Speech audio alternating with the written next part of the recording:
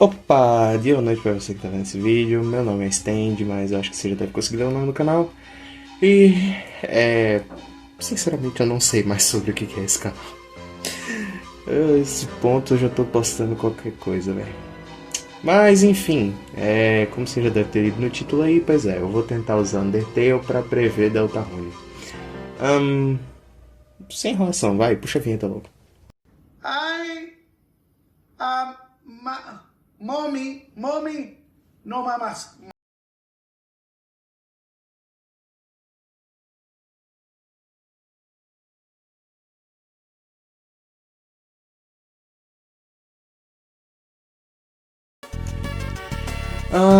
Vamos lá. Eu vou começar falando a respeito das relações que Deltarune já demonstrou ter com Undertale até agora. E depois eu vou começar a falar minhas teoriazinhas, tanto da rota normal quanto da Weird Route. Primeiro eu vou começar falando da rota normal, depois eu vou começar a tentar falar alguma besteira da Weird Route. Mas, sendo sincero, não arrumei tanta coisa pra falar da Weird Route, então sei lá. Vamos começar com a relação que cada capítulo tem com cada parte de Undertale. Para você que não saiba, Undertale tem uma relação direta com Deltarune. O capítulo 1 se relaciona diretamente com o final de Undertale, sendo, pelo menos na minha visão, a Throne Room uma representação direta de Castletown e New Home uma representação direta do Dark World, onde a gente tem o resto dos eventos, né? Os eventos do Lancer, os eventos, enfim, os eventos pós-portão, né? Enfim.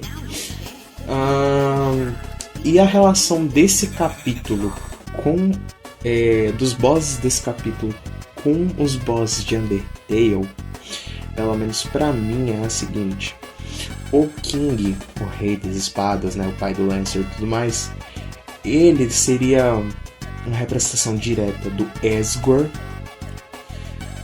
e o Jevil, o boy secreto desse capítulo, seria uma representação direta do Sans. Indo agora para o capítulo 2, esse capítulo seria uma representação direta do Core, onde a Queen seria uma representação da Alphys e o Spenton, seja o Spenton normal ou o Spenton New, seria uma representação tanto do Metaton New quanto do Metaton X. Seria meio que uma divergência, né? Indo para o capítulo 3, o capítulo 3 seria uma representação direta de Hotland, onde o Tena representa o Metaton, só que não o Metaton X ou o Metaton New, e sim o Metaton normal. E o Rambi seria uma representação da Alphys, porém de uma maneira diferente que a Queen. Já no capítulo 4, a gente só tem uma representação, né? No caso, o capítulo 4 ele representa o Waterfall, e a única representação que eu consegui tirar foi a do Gerson com a Undyne. Eu não tenho nenhuma outra representação que possa ser do Titã ou coisa do tipo. Pra mim, a única representação que tem, o único paralelo que dá pra fazer é Gerson e Undyne. E tá, mas onde é que a gente chega nisso no capítulo 5? Onde é que a gente pode tirar alguma coisa pro capítulo 5? Bem, o capítulo 5, pelo menos na minha visão, ele é uma representação direta de Snowdin. Caso você não tenha percebido, né? Do capítulo 1 até o 4 é Undertale de trás pra frente, né? New Home, Core, Hotland e Waterfall. Logo, o capítulo 5 com certeza tem que ser uma representação de Snowdin de alguma forma.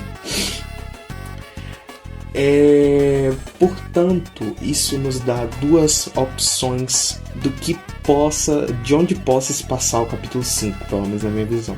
A visão mais conhecida do capítulo 5, que é do capítulo 5 se passar no Jardim de Flores do Asgore, né, na loja de flores do Asgore. Mas também existe outra opção que eu comecei a pensar e eu não vi ninguém falando a respeito, que é do capítulo 5 se passar no próprio festival. No final do trailer, eu vou botar aí na tela agora, ó. Editor, eu da edição, bota aí na tela, por favor. No final do trailer a gente tem essa arte linda e maravilhosa, né, do capítulo 5. E a gente vê o sol nascendo, coisa que a gente não viu em nenhum outro Dark World. Logo, se isso se passar dentro de um Dark World, se realmente se passar dentro de um Dark World, isso pode significar que essa Dark Fountain do capítulo 5 pode ser a primeira Dark Fountain que esteja fora, né, de algum lugar, que não esteja dentro de algum lugar.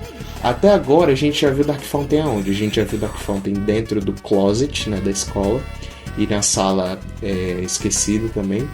A gente já viu no capítulo 2 uma Dark Fountain na livraria. A gente viu no capítulo 3 uma Dark Fountain na casa do Chris. E no capítulo 4 uma Dark Fountain na igreja. 2 Dark Fountain na igreja, na verdade. Logo, o capítulo 5 pode ser a primeira Dark Fountain que a gente viu que se passa ao ar livre. Logo, a gente poderia não só ver o quão diferente é uma Dark Fountain ao ar livre do que uma Dark Fountain dentro de algum lugar, como também poderia dar oportunidade para os personagens que eu falei na minha teoria do Gaster. Caso você não viu, tá aí na tela, eu vou tentar botar um card, alguma coisa assim. Se não, tá no link da descrição aí.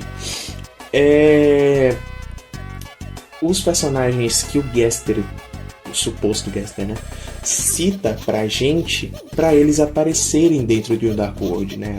O Burdley, ele já apareceu no caso, né? Mas a Carrie, tem a outra Carrie também, a Brady, tem a QC também, teorizada que vai aparecer eventualmente um Dark World. O Asgore também poderia aparecer. O Asgore, ele cita no capítulo 5, abre aspas, esse festival que tá vindo amanhã vai provavelmente impulsionar muito a minha loja. E já é deixado bem claro na profecia que o Asgore com certeza vai ter alguma influência no capítulo 5, né? Visto que o capítulo 5 é todo tematizado de plantas, de flores e tudo mais. Logo, com certeza o Asgore vai ter algum envolvimento no capítulo 5, nem que seja mínimo.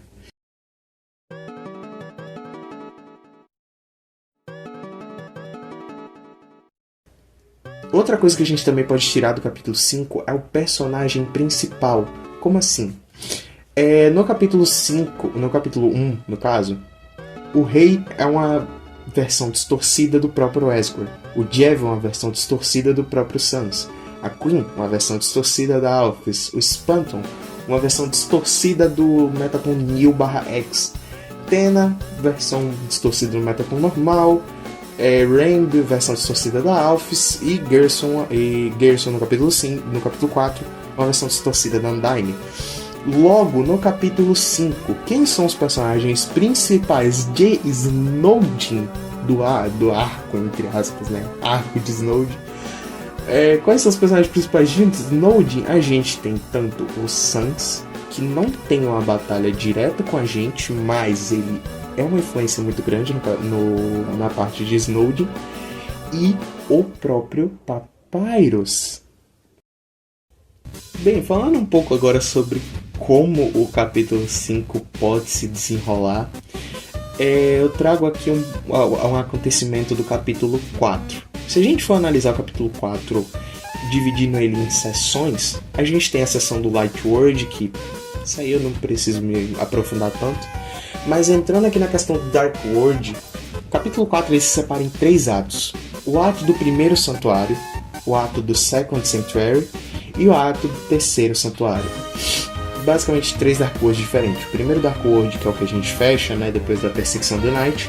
Depois disso a gente volta pro Light World, a Suzy abre mais um Dark World, a gente passa por esse Dark World, e depois desse Dark World a gente vai pro Third Sanctuary, que é onde acontece todo o bagulho do Titã e tudo mais.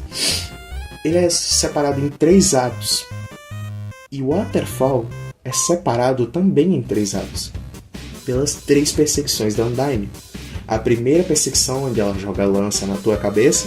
A segunda, onde as lanças começam a sair do chão. E a terceira parte, que é na sala escura, onde a Undyne vem com a lança pra cima de você. Depois disso é que vai acontecer a batalha da Undyne. Logo, pelo menos na minha cabeça, faz sentido dizer que o capítulo 5 vai seguir uma estrutura parecida. Já que Em Snowdin a gente tem, vamos lá, a gente tem a parte da bola elétrica, né, o puzzle da bola elétrica do Papyrus. A gente tem o puzzle do chão, né, que tem o bonequinho parecido com o Mettaton lá. A gente tem o próprio o Sans, né, ele tem aquela piada do crossword, né, como é palavra cruzada. A gente também tem o bagulho do X e bola, né, o puzzle do X e bola, que você tem que transformar todos os X em bolas e tudo mais.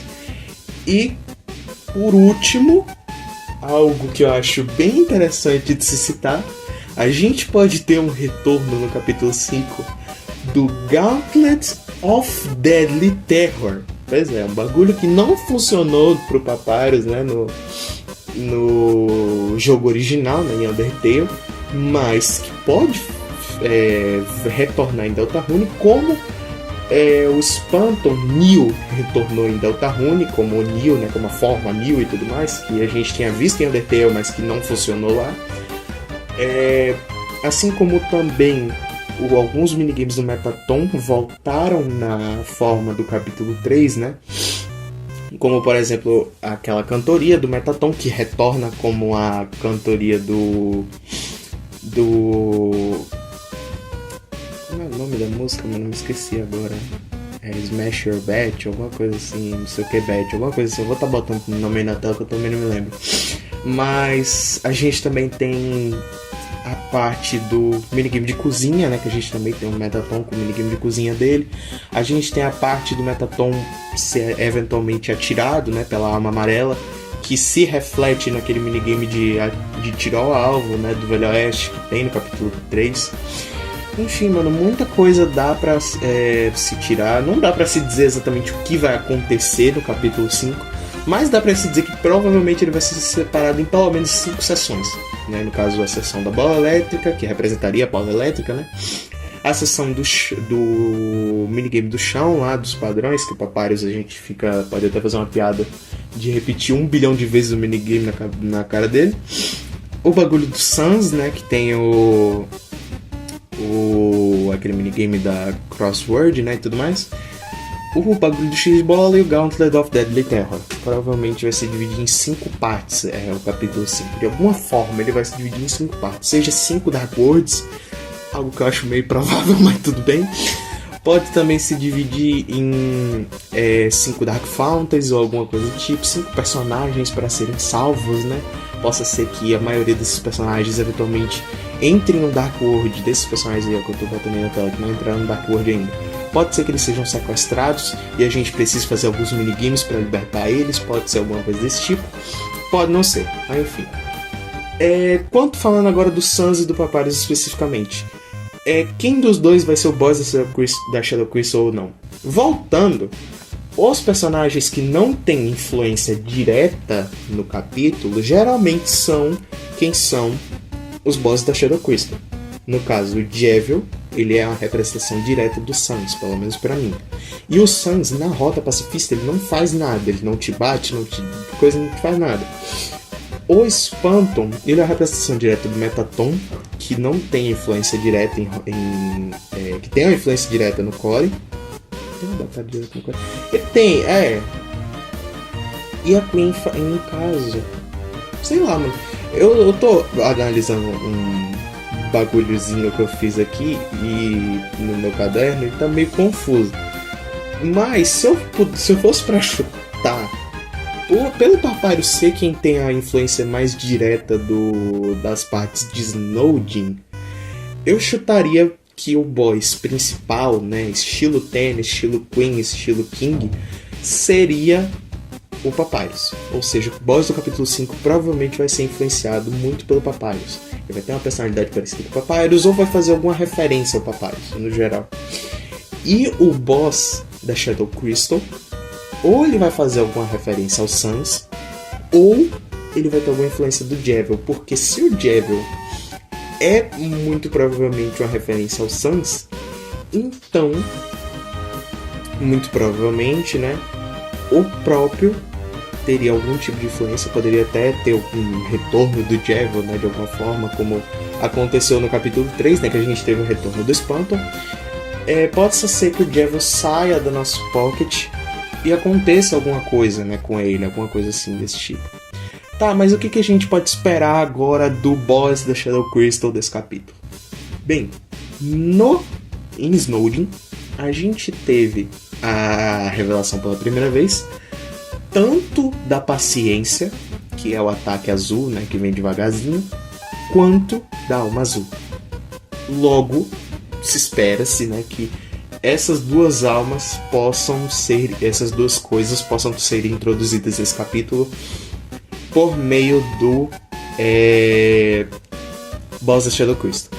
Possa ser que seja um Sans 2.0, digamos assim, né? Já que o Sans ele tem a influência principal, os ataques principais dele são feitos com a própria alma azul, então possa ser que tenhamos um Sans Return, digamos assim, no capítulo 5.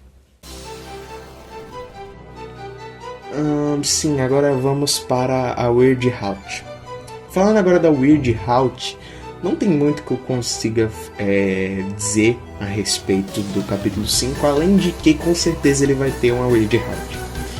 Porque, vê, capítulo 1 a gente não tem nenhuma influência da Weird Route, e se a gente for comparar com Undertale, se a gente excluir Last Corridor, não tem nada que seja de uma influência tão grande assim da Rota Genocida.